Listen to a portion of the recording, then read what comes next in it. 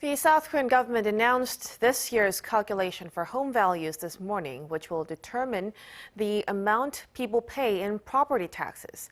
Amid runaway home prices, the government is looking to ease the tax burden for people who own just one home by using last year's assessed values when they send this year's property tax bills.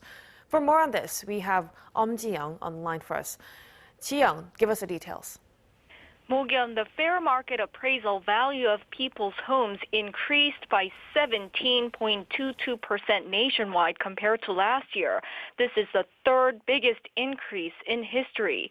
Seoul saw about a 14% rise, Gyeonggi-do Province around 23%, and Busan roughly 18%. Although nationwide the rise is smaller than last year's by about 2 percentage points, if it were fully reflected in property taxes, this year's tax bill for some homeowners would be much bigger.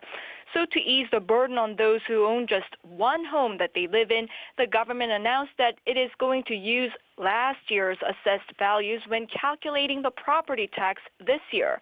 But for those whose homes have fallen in value this year, taxes will be based on this year's lower amount. The tax burden for people who own just one home will be similar to last year's. Also, we will implement a new measure that will defer such holding taxes for owner-occupiers who are 60 and older. Now, there's also a measure for those people who own multiple homes and have been reluctant to sell because of taxes. If they sell all their extra units by June this year, last year's home values will be applied to them as well.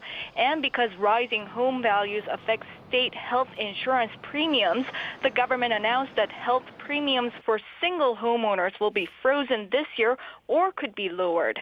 This is all I have for now, but I'll bring more updates in our later newscast. Back to you, Mokyeon.